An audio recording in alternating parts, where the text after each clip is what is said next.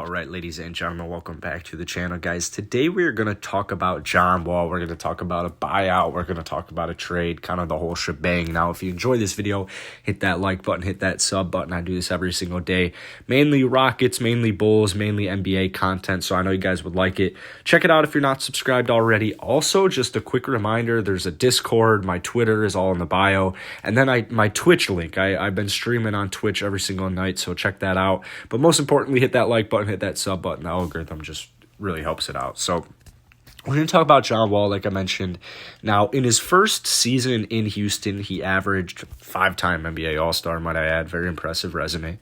20.6 points, 6.9 assists, and 32.2 minutes per game. Now, this is not bad. This is not bad whatsoever. The only issue is that the Houston Rockets are more so rebuilding right now. And with the Rockets trying to get younger, John Wall is guaranteed $92 million over the next 2 seasons. Now, there was a report that came out in March that said it's a matter of when, not if, the buyout talks heat up. And the thing about that is he's got 2 years left, man. So you're not going to buy him out, $92 million buyout with 2 years left. Here's how his contract goes. This past season, he made $41.2 million. Next season, he's going to make $44.3. And then finally, 2022, he does have a player option. If he accepts it, he will make $47.3 million, and he will be 32 years old. So that is the big issue here. Now, Wall turns 31 in the offseason. He's got an extensive career injury history. He's on the team with the worst record in the NBA. This isn't the best fit for him. He does not have much gas left in the tank. Now, obviously, Houston would love to trade John Wall rather than settle for a buyout. However, there's just probably little to no positive trade value for a 31-year-old who is paid like a top 5 point guard in the league, and he clearly is not a top 5 point guard in the league. Now, with that being the case, the rebuilding Rockets would definitely prefer a buyout.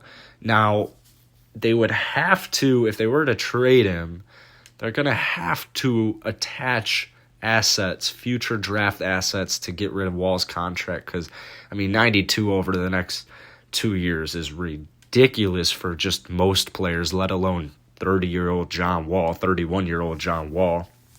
Now, even in buyout scenarios, I highly doubt Houston's interested in paying John Wall significant money for just several years.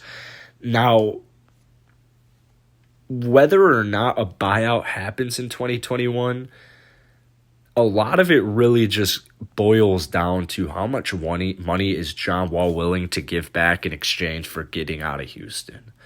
For example, if Wall said he was going to turn down the player option in 2023, he would become an expiring contract for this next season, which would make trade situations, buyout situations much more reasonable and much more beneficial to the Houston Rockets. Now, as a free agent, John Wall is not going to make anywhere near $47.4 million.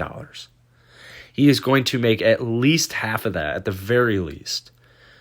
Is that something John Wall is going to do? Is that something John Wall is willing to give up at least $20 million on the table? My answer is there is no way. There is no way. So it's a storyline to keep monitoring. Now let's just talk about a couple of different things. Because I don't have a problem with John Wall being on this roster. And I especially don't have a problem with John Wall being on this roster if he decides to decline the player option next season. And if he actually were to come out and say that. For the Houston Rockets, what I've been kind of going towards, what I've been leaning towards all offseason, and what I think that the Rockets should just plan for the next 2 years at least, is to just pretend John Wall is not on the team. Like, literally pretend that man is not on the team because he does not hold any future. There is no value. There's no future value having John Wall. Like I said, man, it's similar to Kemba Walker's contract. You're going to have to attach draft picks. Unless that team is desperate to get this player, I can really only think of 2 possible trade situations for John Wall, and one's being the Clippers.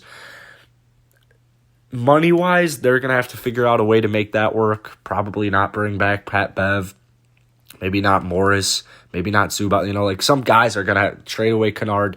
Whatever the Clippers had to do to make it work money-wise, I'm sure that they would be willing to do. The thing is with the Clippers is it all of a sudden it went from like, the Clippers are going to get swept by the Dallas Mavericks in the first round of the playoffs to the Clippers might win the NBA Finals. Like all of a sudden it is literally the Clippers might win the NBA Finals. I mean, they have probably the deepest team in recent memory for just any team in the NBA.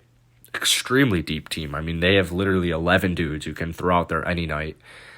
And they've seemed to be making it work. Like if they had lost that first round, I think change would be in order. I think change would have definitely happened. But now, especially if they beat the league's quote-unquote best team with the best record, I don't think that they'd make too many adjustments to the starting lineup. I think that they try Kawhi, Paul George, and this squad and core that they have right now for at least one more season.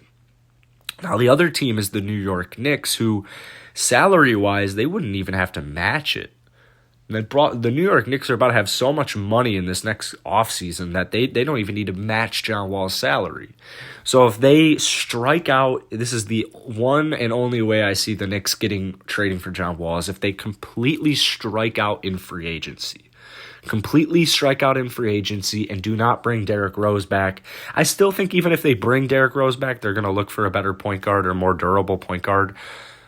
The thing about the New York Knicks is they have got a squad. You got RJ, you've got Obi, and then you've got clearly Julius Randle over there, Mitchell Robinson, Tom Thibodeau.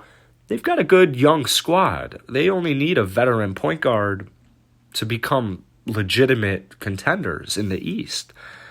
And they're going to have to strike out with CP3, Kyle Lowry, Lonzo Ball, Dennis Schroeder.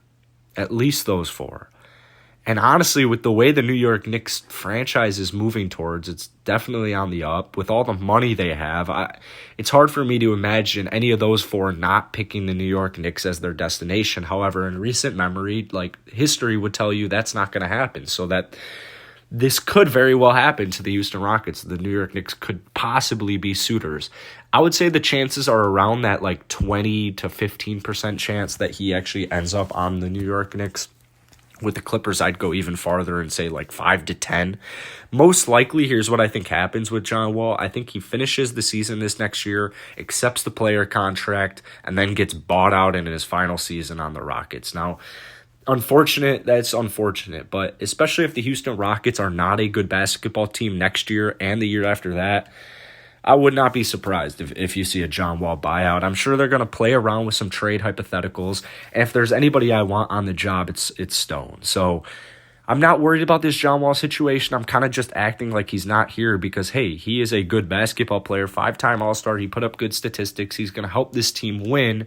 I just only worry about KPJ's development and Cade Cunningham's development. However, I like KPJ at a shooting guard position more than a point guard position, as crazy as it sounds.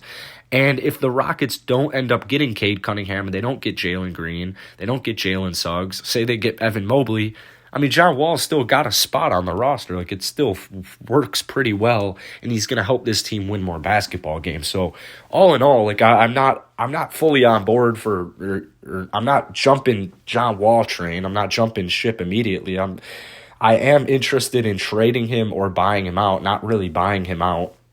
But I am interested in trading for him to see who we can get back.